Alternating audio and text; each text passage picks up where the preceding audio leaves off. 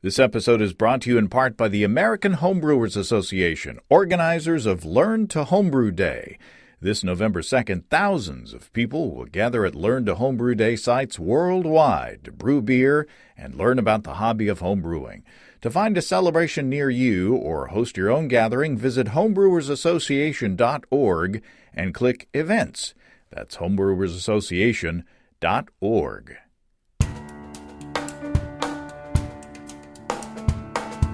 Welcome to Basic Brewing Radio for Thursday, October 17th, 2019. I'm James Spencer. Here at Basic Brewing Radio, we're all about home brewing. This week, we visit with Grant Chandler, Quality Manager of Lost 40 Brewing in Little Rock. At long last, I made it to the capital city to check in on the brewing scene there, and we start with the largest production brewery in the state. If you go to basicbrewing.com, you can find archives of our audio and video shows. If you go to basicbrewingshop.com, you can find our DVDs, our brewers' logbooks, and other Basic Brewing gear. You can follow me on Twitter and Instagram at Basic Brewing and find our show page on Facebook. We have a cool Basic Brewing app on iTunes and Amazon.com, and we're found all over the place where fine podcasts are served up. And if you want to support us financially, check out patreon.com/basicbrewing, and thanks to everybody who's helping out in that way. If you go to patreon.com/basicbrewing, you can see a long list of stuff that you can access if you sign up as a supporter. The next video episode that's coming up will be our Halloween episode. This year, I decided not to brew a beer with wacky ingredients. We didn't even wear costumes on the show. I know, bah humbug, but I just wanted to brew something that would be delicious heading into cooler weather. And that turned out to be a bourbon stout using the bourbon that Aaron Mayer sent me from Pine Bluffs Distilling in Wyoming. And I think it turned out pretty darn good, if I do say so myself.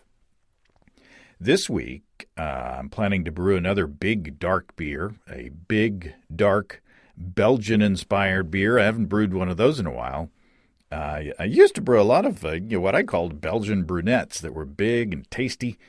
So I'm looking forward to having a keg of this as the weather cools off. I'm also excited about a cider that I made with the latest seasonal from our friends and sponsors at Imperial Organic Yeast. The current seasonal release from Imperial is A40 Bubbles. This is Imperial's first cider strain, as well as their first foray into gluten-free production. They say it's a traditional cider strain. Bubbles is a beautiful strain for fruit juice-based fermentations. The clean profile of the yeast, especially when used at the lower end of the temperature range, allows the nuances of the fruit to be prominent in the finished bubbly beverage. The strain is produced on Imperial's 100% gluten-free media. I pitched Bubbles into a couple of gallons of organic apple juice. And since Imperial yeast is organic, I guess this will be my first organic cider. And boy, I tell you, the smell coming out of the airlock was great. Just smelled fresh and appley. And so now I'm deciding whether I want to prime it and carbonate it in the bottle or maybe flavor it in any way. So I haven't done many ciders in my time, but it's super easy to do. And as I said, it smells great. Hey, get with your homebrew store and ask for A40 Bubbles for my friends at Imperial Organic Yeast. Let's take a look into the mailbag. This comes from Chris, who's an American on the island of Gotland, Sweden. Chris says, at the end of the West African sorghum beer episode with Ryan Deaver, you discuss recipe formulation. That triggered my memory, and I got out my copy of Wild Fermentation by Sandor Katz. Chris says, sure enough, there was a recipe called African sorghum beer. Basically, you make a lacto-fermented sour mash, which is later added to the boil. Then the whole thing is left to ferment naturally, using only the bacteria present on the grain. The alternative of adding regular yeast is given as well. Chris says, I hope that this may be of some service. A final note, I encourage all homebrewers to read Wild Fermentation. It's fantastic inspiration for anyone looking to delve deeper into fermenting anything from sauerkraut to water kefir sodas. Chris says, I can't recommend it enough. Very cool. Thanks, Chris. I forwarded the note to Ryan Deaver. Who knows? Maybe Ryan will be using that recipe, at least for inspiration, in his attempt at making chukutu from Benin. It is finally getting cooler here in Northwest Arkansas, and I'm super happy about that. And I'm assuming that it's getting cooler elsewhere, too, in the Northern Hemisphere. And that means brewing season. You might want to brew up a tasty pumpkin ale. Despite the detractors on Twitter who don't like pumpkin ales, you can make a delicious one. And our friends and sponsors, Desiree and Dave from High Gravity in Tulsa, have the Ichabod Pumpkin Ale ingredient kit available at highgravitybrew.com. It's right there on the front page. It's one of many kits of different styles available at highgravitybrew.com. This beer is inspired by Tulsa Brewing Company's Old Pumpkinhead. That brew pub is no longer around, but people still hanker for that beer. And you can find that kit at highgravitybrew.com, along with electric brewing controllers and systems that will bring you from the propane past into the future of electricity. I myself have a Warthog brew-in-a-bag system, and I love it. But High Gravity also has more traditional configurations from 5 gallons to 2 barrels, along with their own Warthog systems. You can find other manufacturers of electric gear on highgravitybrew.com. Take the pain out of propane and treat yourself this brewing season to an electric setup. And do it from the experts who've been making electric systems for more than a decade. And if you use the code EBC75BB, you can save $75 off your electric gear purchase. That's at family-owned and operated highgravitybrew.com. Okay, a couple of years ago, Grant Chandler of Lost 40 brought up some amazing beers to share with Steve and me. And finally, I got a chance to visit Grant at the brewery in Little Rock. Grant Chandler, welcome back to Basic Brewing Radio. Pleasure, James. Thanks for having me. Can you believe it's been 2 years since we stood in the back of Steve's brew shop and tasted wonderful beers? No. When I was getting ready for this episode, I could have sworn it was just last year. So and time does fly.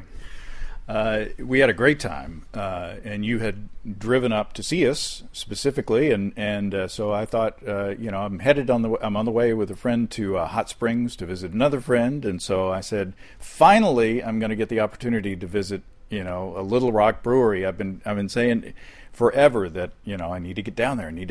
There's all kinds of great stuff happening, and so finally, I'm in the capital city. Not too far from where I used to live. I used to live on 10th and Cumberland, just across the highway there. So it's kind of almost in my old neighborhood. I imagine the brewing scene was a bit different back then.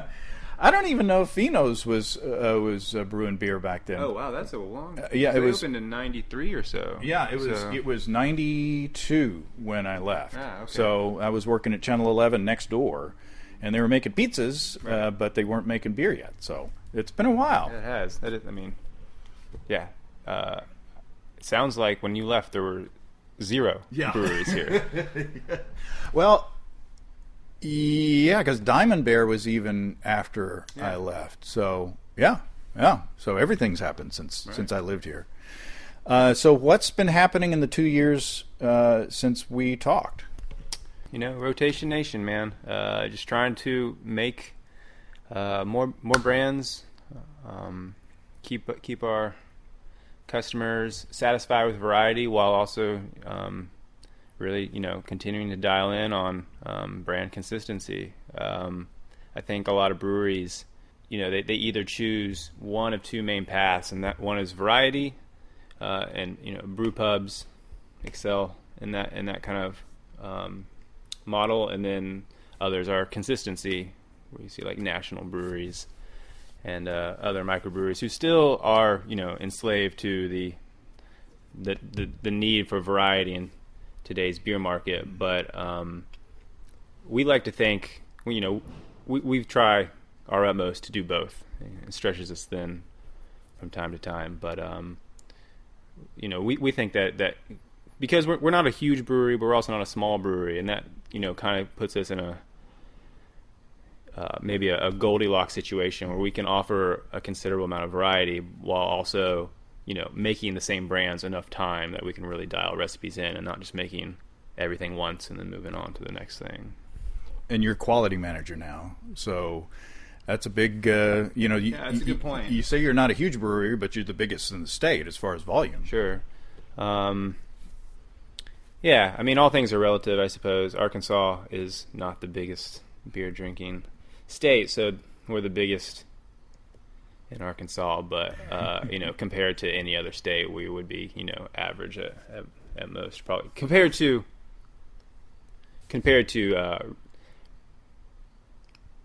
micro or regional sized breweries of other states. We make a good amount of volume. What we hope to do 2020, trying to get my year straight. What year is it?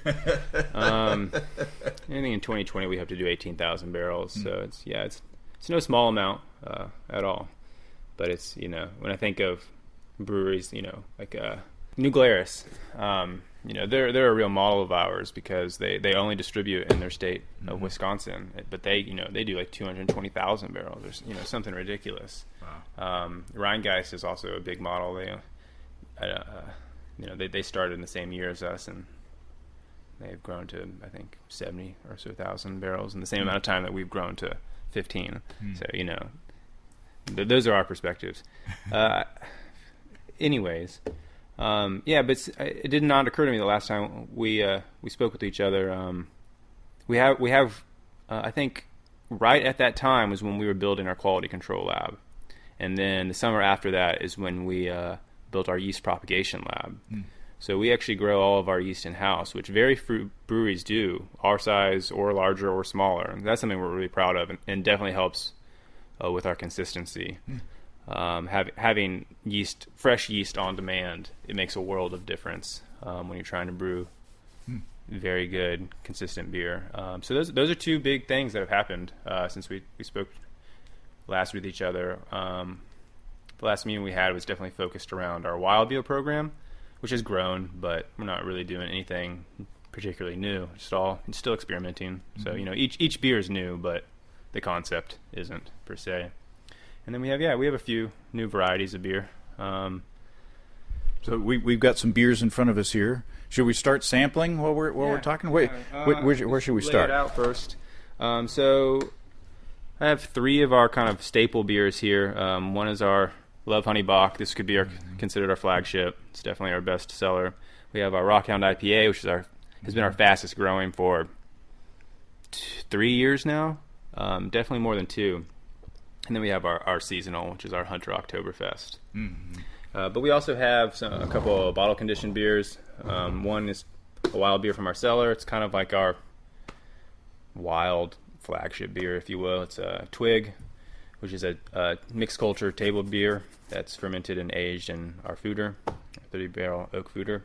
And another is a classic saison that is brewed with a wild yeast isolate that I cultured out of Dunbar Garden here in Little Rock. I wouldn't call this a wild beer anymore because it's pure culture and it's a yeast that I've banked and domesticated. But it did come from the wild at one time. But it's just a quintessential classic saison. It's not mixed culture or sour or anything like that. And you're sporting your Milk the Funk T-shirt, so you're. Thanks for noticing. So it gives you a little credibility there. So where should we start? Should we start with the Bock? Yeah. Cheers. Cheers. I really like this beer. Yeah, I've been in the course of starting, building, establishing the Wild Barrel cellar here at Lost 40, I've been consumed with a lot of wild beer, conceptually, pragmatically, and then of course consuming what I'm making to make sure that it's what I'm trying to make and to inform what I'm trying to make later. But things come full circle, and I find myself drinking a lot of our lagers these days. There's something to be said about drinkability, clean and consistent, And lagers are really like where breweries, I think, can really illustrate how consistent they can be as a brewery. It's one thing to make really bold, flavorful things like mixed culture fruited beers with limes and peppers, or just exaggerated stuff, which are great. But if you really there's something to be said for a brand that you can go to consistently and always know it's going to taste the same and great. Mm-hmm. Yeah, this is very drinkable beer. It's nice and malty, but there's enough bitterness in the backbone to support it. It's Bach-y. I don't know. There's how do you describe that malt character? That there's a caramel character that is has a sweet characteristic, but it's not super sweet in this presence. The finish is actually quite dry for as much malt character as there is, and it's not the most docile Bach, in all honesty. I think it's easy. It's an easier to drink Bach than the true style of Bach is. Yeah. It's got a lot of caramel and chocolate and like just really kind of malty. For the brewers out there, a lot of Munich and Vienna toasty notes. But with good lagering, this beer develops, I think, like a kind of like a raspberry note somehow. That definitely evokes with time. There's nothing in the recipe that would suggest that would be the case, but there's definitely like a berry flavor that I get out of this beer that I think is very cool. And is there honey in it? Good question. Yeah, it's probably an obvious question. Yes, there is. Yeah. We put so we brew 30 barrels at a time here, and we put 120 pounds of honey in every batch of Arkansan honey from Fisher in North Little Rock. Yeah. So what does that do to the fermentability and the style? I mean, how does that balance? So you're a good leading interview. Yes. Earlier I said it's a little more drinkable, it's a little drier, and it's totally because of the honey. The honey just kind of dries it out and makes it a little less heavy on the back end. But it's nice. It's not sweet. That you might expect it with the name, Love Honey, but it's nice. It's nice and drinkable, and the honey character brings a sweet impression without being sweet. Right. Yeah, that's a good way of putting it. The perceptive sweetness instead of saccharine sweetness. If you pay attention and smell with your mind's nose, you might can pick up some honey character there. I think a lot of it probably gets blown off in fermentation, but if you look for it, there's a faint honey note. And what's the hop schedule like on that? It's all Mount Hood, and it is it's pretty traditional. We do 60-minute edition, 30-minute edition, 10-minute edition. Nothing crazy. Well, very nice. I'm still thirsty. I have a designated driver today, so I had water. I had water for lunch out there, and I had a very nice smoky chicken salad, and I had water, and got to catch up with my friend Christy that I hadn't seen since college. That's a long time. Maybe older than I was going to say maybe a longer time than the average age of our listenership, but we probably got an older listenership. But sometimes anyway, I forget that we sell food here at all. It was good, but I had my point was that I had water, so I was saving myself for this interview. So what do we got here? This is the Hunter Oktoberfest. It's our seasonal, like every brewer in the world. It's October, so. And this is a go-to beer for me. I look forward to fall. One reason is the temperatures. Maybe one day we'll have cooler temperatures, but the heat's hanging on. But also, this is one of my favorite Oktoberfests. It is super drinkable in the same way that the Bach is drinkable. It's got that Oktoberfest, that Märzen character, but again, it's not super sweet. Right. It's all about all about drinkability. Yeah, the caramely character of the grain, the malt. It just is very clean and just beer, wonderful. Good Oktoberfest, good Märzen's.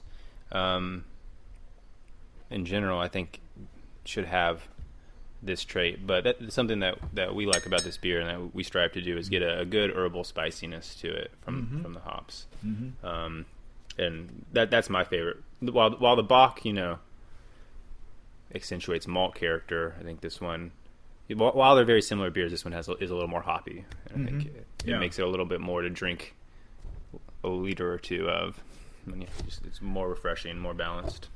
So dissect this beer. I mean, if you're looking to build a delicious Oktoberfest at home, what are the key points? What should people be putting in their recipe? So definitely good amounts of Munich and Vienna, mostly Vienna. Really, you don't maybe just a hint of Kara Munich for color. You really don't want a lot of caramel flavor. Sort of like what we were saying about Bock, it's more kind of like about the perception rather than the actual flavor. When you look at a good Oktoberfest and it has that kind of copper gold color that looks like caramel, or you're inclined to think it tastes that way, but it's mostly just Pilsner and Vienna with just a touch of Kara Munich. And then we actually hop our Oktoberfest with a blend of Mount Hood and Crystal. So not traditional really, but and more towards the end. Is there more hopping towards the end than the of the boil? Or more than the Bock at least, but we still spread it out. It still has an early edition, a middle edition, and a late edition. And how does what's your lagering technique and schedule? And can you detect a difference? In tasting, do you do tastings of the beer as it goes along through the process to see how it evolves? Well, with these beers at this point, we've got them pretty dialed in, so we know what to expect. We do quality checks on everything, of course. So we brew the wort, and we pitch Augustiner yeast. That's our house lager yeast. We ferment at 50 degrees Fahrenheit, and then we bump it up for a diacetyl rest. At about 7 days or so. Let it go for another week, maybe a little more, maybe like 8 days. And then crash it to 40, where we let it sit for 3 weeks.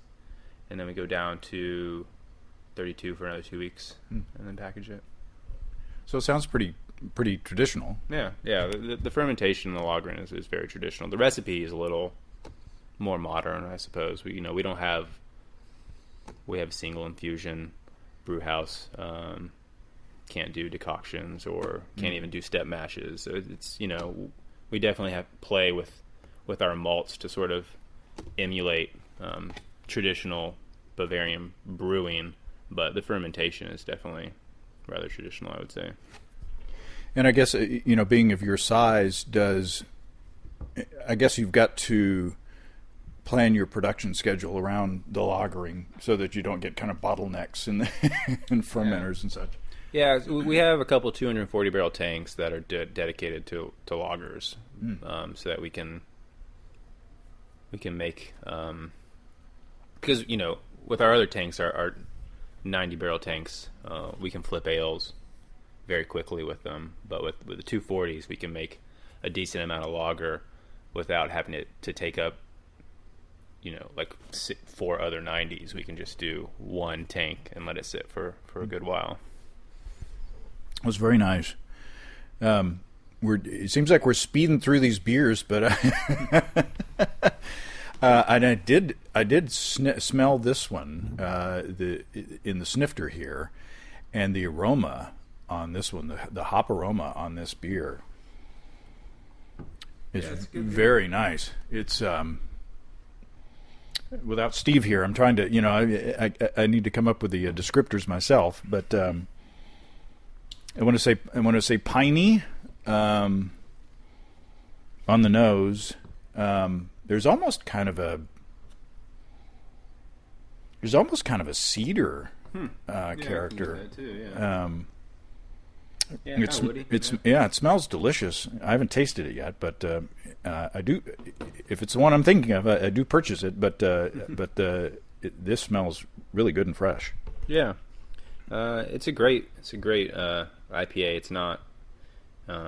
We make quite a few hazy IPAs, as are every brewery in the United States. But that's just a fad, Grant.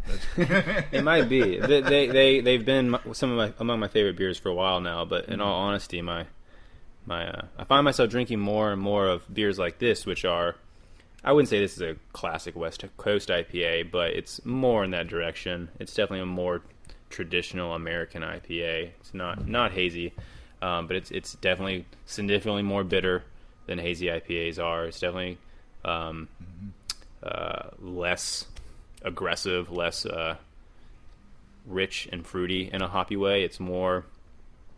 First of all, it's not nearly as highly hopped in the dry hop. It's more bitter, but a little less aroma, and a cleaner, crisper, drier body.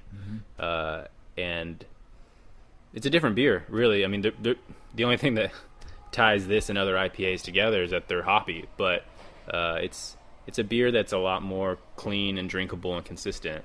A big part of my trouble with kind of like these new IPA varieties is that they're way not stable. And that goes into what I've been saying about consistency. Consistency in beer, I think is very important, and it's very important for breweries that aspire to be regional breweries. It's a lot easier to turn around unstable beers if you're only making 7 barrels at a time and selling it all in your tap room. The beer doesn't have time to stale or spoil. But beers like this, they have staying power. They're very good and clean and stable, and you can accordingly enjoy them now, or you can enjoy them in 6 weeks, and hopefully they're not too different. Yeah, this is it's very clean and drinkable, and yeah, you're right. I mean, especially in a state like Arkansas, where the liquor store that's just down the street from my house in Prairie Grove, a 6-pack of good IPA may be in the cooler for a few weeks. Meanwhile, the Natty Light flies off the shelf. Yeah. But yeah, talk about this beer and say the name of it again, and then talk about the recipe and how you get such clean, crisp hop character. And there is a teeny bit of, or not a teeny bit, but there is a component of juiciness in there. Sure. There is some citrus. It's juicy by IPA standards, 3 years ago. It's mostly Pilsner with a tiny bit of Vienna and a tiny bit of flaked barley. And then the hopping is classic C varietals, Centennial, Crystal, and Cascade. It is, I think IBUs are kind of a meaningless metric, but this is probably hopped to around 60 IBUs, ballpark, and it's dry hopped at about a pound per barrel, as opposed to a lot of IPAs these days that are hopped, 3, 4, 5 pounds per barrel. I think the juiciness largely just comes from the body, which is not significant. It's not full of body like a New England IPA is, but there's some depth there. I think that coming from the flaked barley, and then just the really like classic IPA aroma, but fresh. Mm-hmm.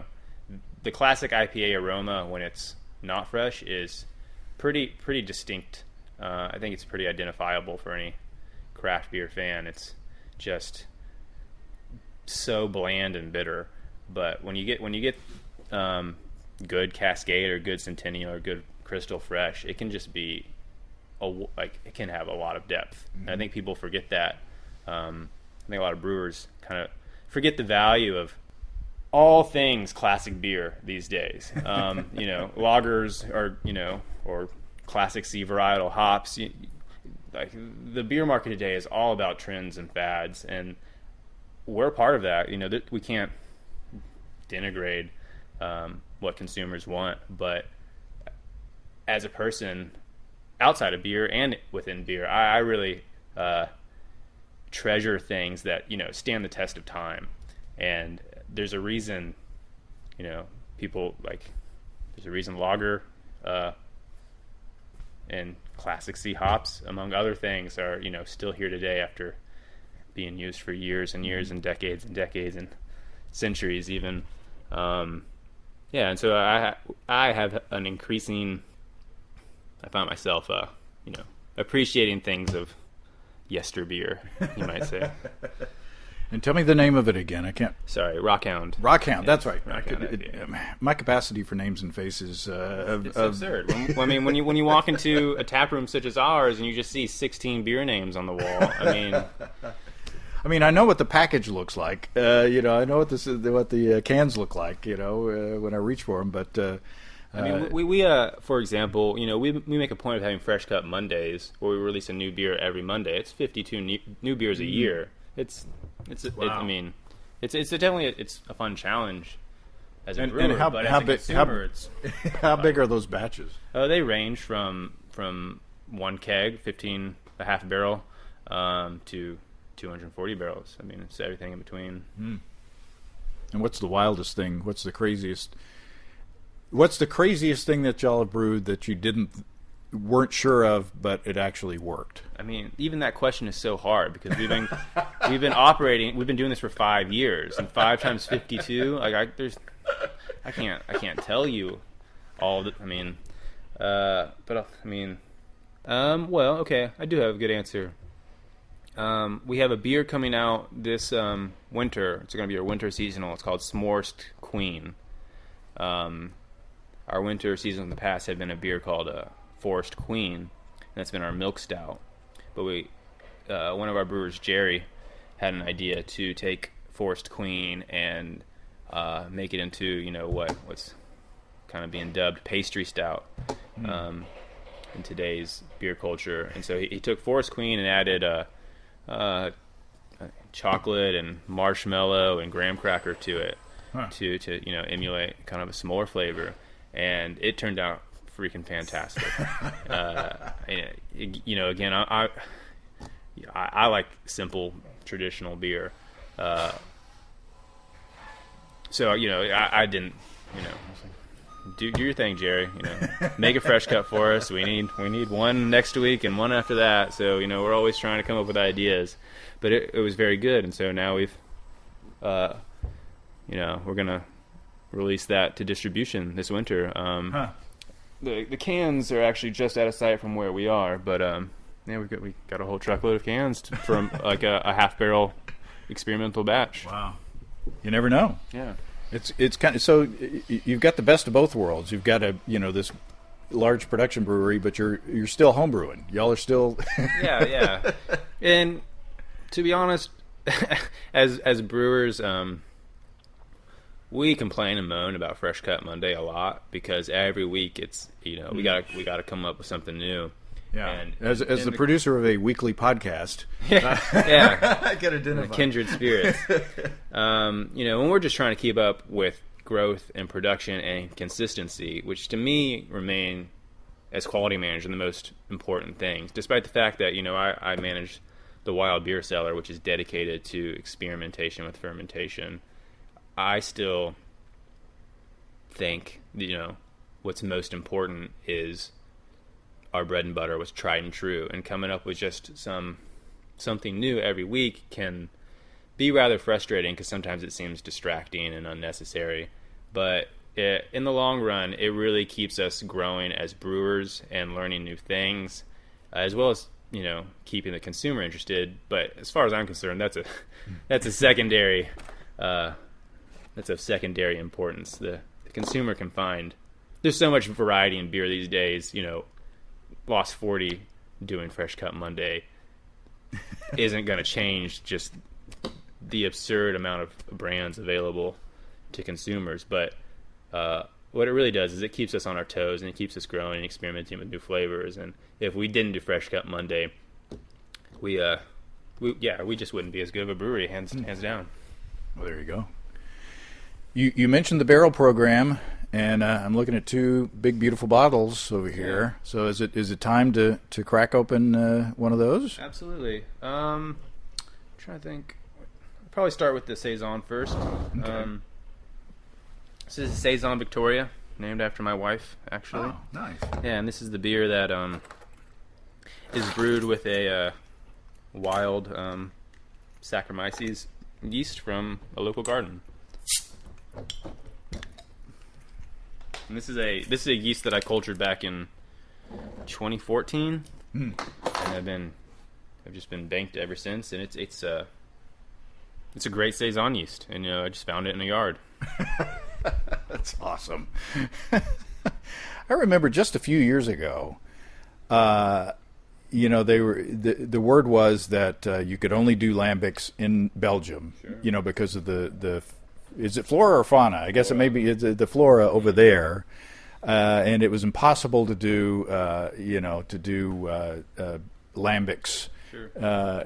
Anywhere else. But then people started doing it. Yeah, I think it's mostly, if not entirely, debunked at this point. Oh, yeah, well, I would say. Yeah. You're finding great yeast in your yard.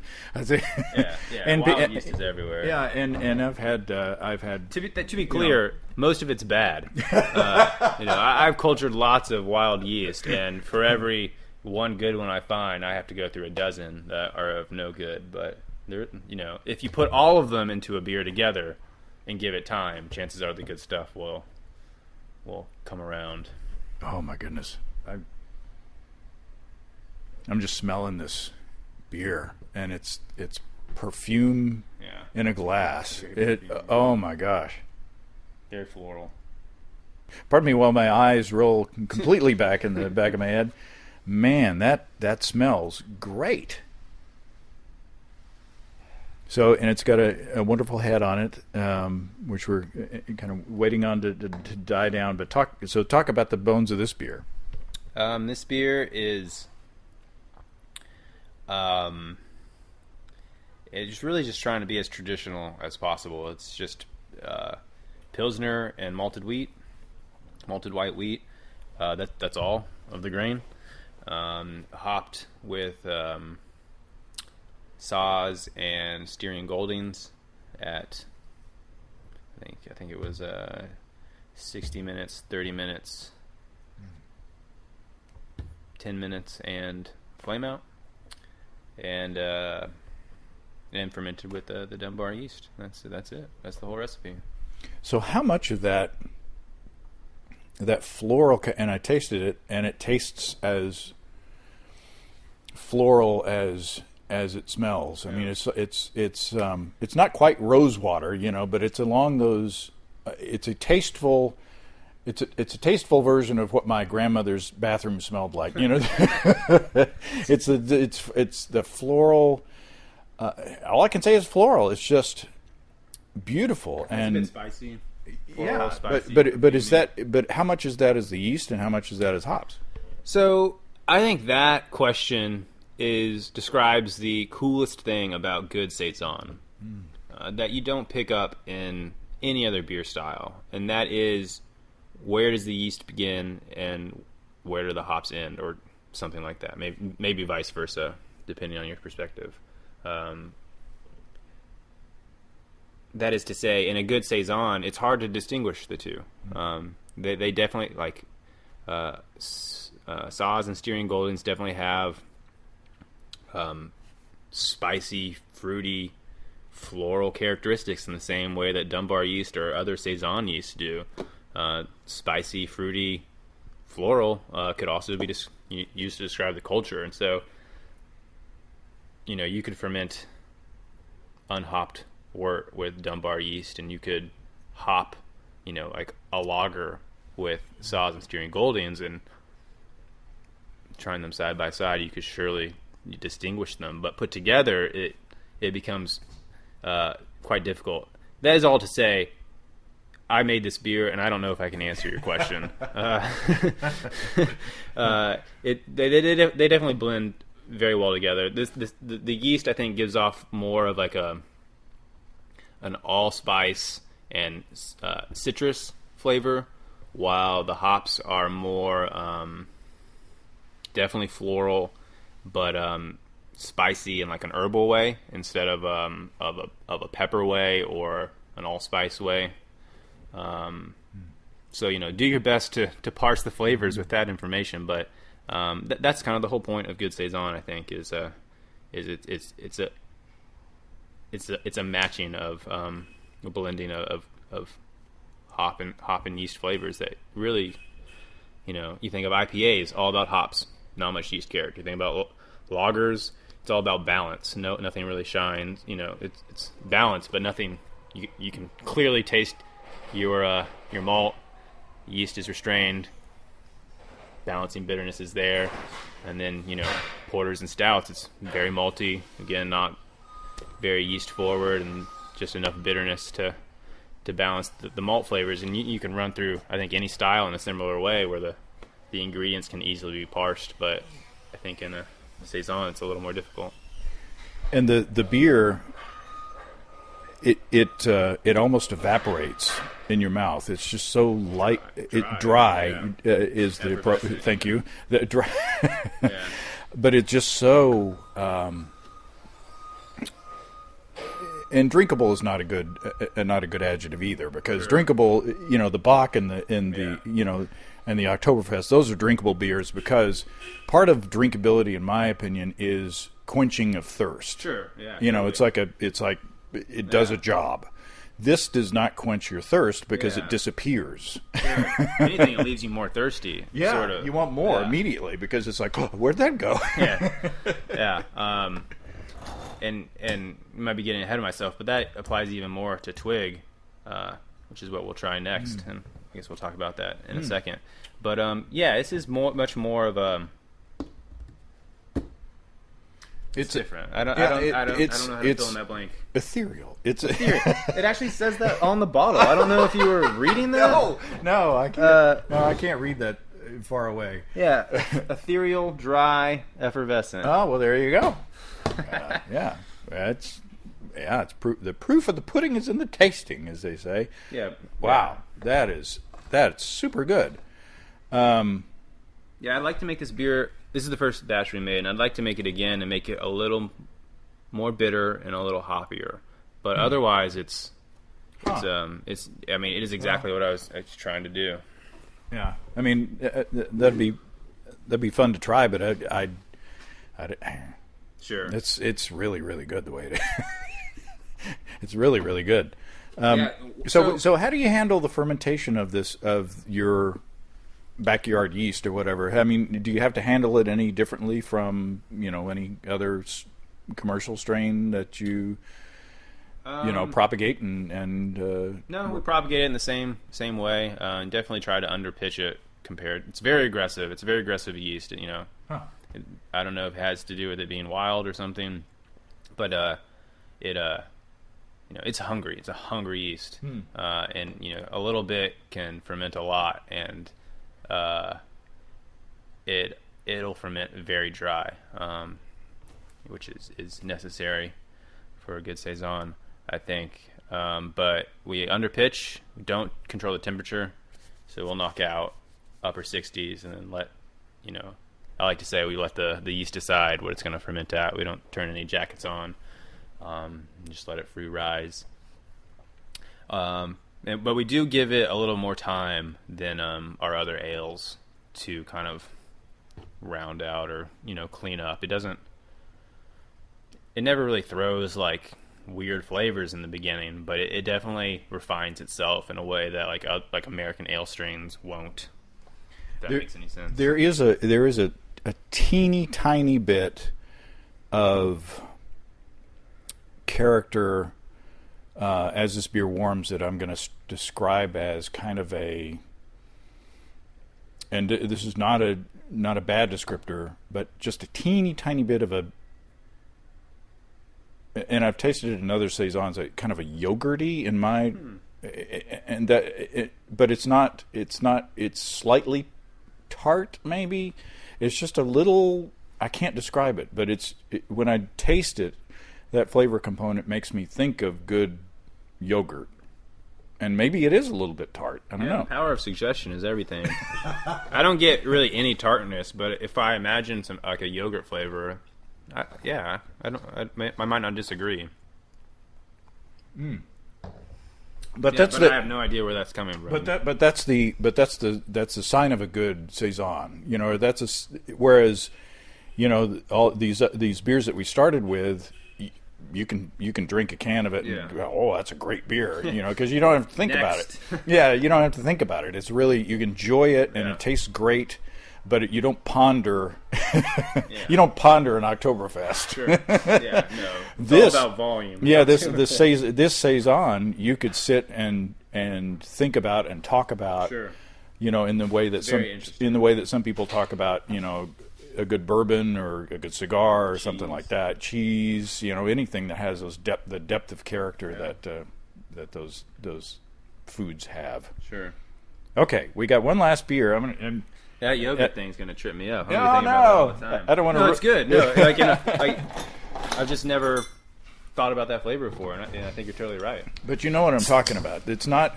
It doesn't taste like milk, but it just pushes that button in my brain. Yeah, I don't know what that button is, but I'll have to think about it some more. It's like one time I was tasting something and somebody said circus peanuts, and I was like, oh my God, that's exactly what it is. Oh, and here we. So this could be considered the wild variant of what we just had.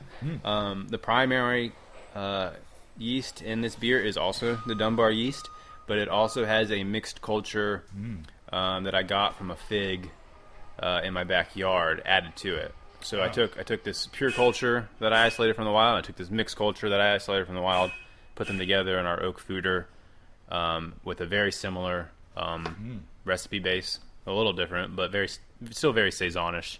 But it's lighter. This is only 3.9%, whereas the Saison Victoria was 6.3.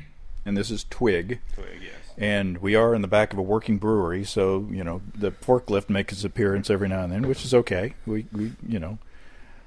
All right, cheers, by the way. Yeah. Yeah, this definitely smells more wild.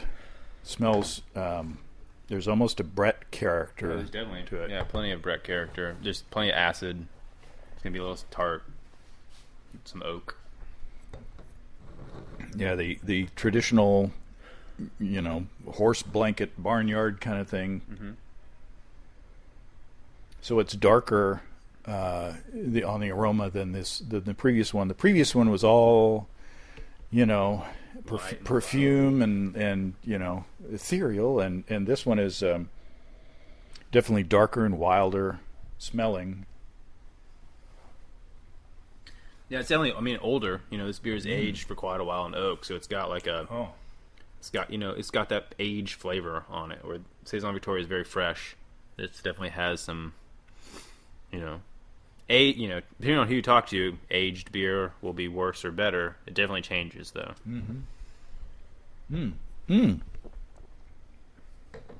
Wow, that's different. It's still all in the front. You know? Yeah, exactly. That's a good descriptor. It's all in the front, and then when you swallow, it's gone. Yeah, it's what we were saying about Saison Victoria. This is a beer that does not quench your thirst. Like this is the sort of beer I drink when I want to drink, so to say. It's low ABV, so I can have a bunch of it, and it's not satiating. It's not filling. Mm-hmm. It's very, I don't know, between the tartness and the dryness, it just makes me want to drink a bunch of, while still having that, while still not being an Oktoberfest, while still being something that's very interesting and having lots of depth and complexity, if you will. This is kind of a session wild beer. Sure, yeah, totally. Yeah. In alcohol percentage and the drinkability, because it is, you do want some more when you drink it, but it's not too crazy. It's not too wild. Right. There is a wild component in there. There is a challenging component in there that's like, ooh, that's a little weird. What is that? Yeah, it's a little weird. What is that? but it's still very drinkable. Somewhat refined. Yeah. So similar malt base? Yeah. This one has a little bit of rye and a little bit of oats in it as well, just because it's going to be, we age it a little longer. So, I like to add in a little more unfermentables. When I say that, I say unmalted rye and unmalted oats, a little more food for the wild critters to chew on over time. And then it's hopped with Glacier instead of Saws and Styrian Goldings. I find that hop has a really cool citrus flavor that ages really well. There's a Smarties component. I haven't had Smarties in years, so I'll have trouble relating to you. Smarties is my favorite Halloween candy. So, but those are those chalky little things. Yeah. But without being chalky, there's a Smarties kind of sweetness. It's not a sweet beer; it's a dry beer. But there's a Smarties kind of on the oak, on the roof of my mouth. Yeah, when we talked to each other, maybe I'm off base here, but when we talked to each other last time, I brought to you the first beer that we fermented in the foeder, and you noticed I think what you referred to at the time as a somewhat of a heavier flavor and an otherwise really light beer. And at the time I said, yeah, that's oak. I think that's what you're noticing now. Once again, you didn't say Smarties last time, but yeah, there's like a kind of like a textured, even chalky sort of. Like well, it's like a fruity component that the only thing I can think the describe fruitiness comes from the culture, but there's like the fruitiness combined with that oak flavor. I can totally see eliciting kind of a. Unless I'm totally off base of what you're trying to describe. No, I think you're. I can't wrap my mind around what I'm tasting. Right. So yeah, I'm sure you're probably right. It's delicious. I think it's super fun. I mean, I'm so grateful for you coming up, 2 years ago and sharing those beers with us, because otherwise I wouldn't have known, since we live 3 hours away or whatever, that you were doing such interesting, kind of wild things with the barrel project that are only available here, locally. Right. I just knew that you were making good, stable, solid, delicious, standard, kind of more standard beers. Totally. But this, it's like there's two sides of the brain here. Absolutely. At Lost 40. Yeah. There's definitely a left and right dynamic going on. And they both have their value, and they both express their own thing. That's just to say I agree. Well, Grant, this has been awesome. I'm so glad that again. I'm grateful. Sorry, before we do an outro, I guess to add on to that last comment, to circle back around to what we were saying, what I was saying at the very beginning. This is a great example of how we try to do both. We try to have consistency with variety. We're trying to experiment and try new flavors and create new products and brands all the time. But that being said, we also really try to hone down on specific brands that sell well, if nothing else. Because we want loyal customers, and we want people to expect Lost 40 to be reliable and something that they can depend on. And that's very important for us. But that's got to inform, one side has got to inform the other. Absolutely. And there's definitely a resonance there that this might pigeonhole kind of some brands, but our standard beers, as we have both referred to them as, fair, they're good, they're quality beers, they taste very good, but they pay the bills. They are what allow us to do other experimental stuff, and to do Fresh Cut Mondays and to make beers that are kind of outlandish. And in doing so, those beers give us kind of like the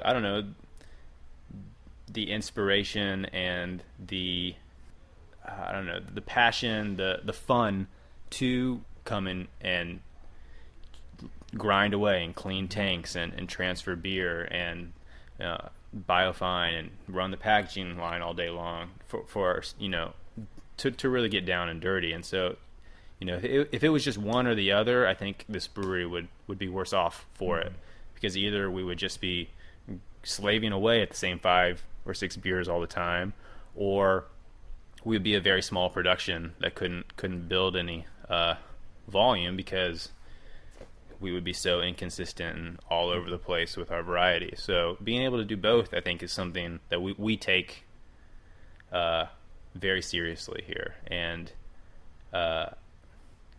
whether or not that's a good idea, I think time will tell. But that's our MO. We try to balance consistency with variability. You seem to be doing pretty good. Thanks. Thanks, Grant. Thank you, James. Well, thanks again to Grant. That was a fun time, and I brought a bottle of the Saison back with me to share with Steve, and I'm looking forward to seeing what he says about that, and also looking forward to the next visit down to Lost 40. And next week we will be visiting Rebel Kettle Brewing, which is just about a block away from Lost 40. So look forward to that too. If you have brewing questions, show suggestions, or just want to say howdy, write to James at basicbrewing.com, or just fill out the contact form at basicbrewing.com. And please don't forget to tell us where you're from. Check out our mobile-friendly shop at basicbrewingshop.com. Thanks to everybody supporting us through our Patreon page. Special goodies coming your way. Check that out at patreon.com/basicbrewing. It's all until next time. Until then, thanks for listening, everybody. I'm James Spencer. Production help for Basic Brewing Radio and our website is provided by Kelly Dodson. Basic Brewing Radio is a production of Active Voicing. We'll talk to you next time, everybody. So long.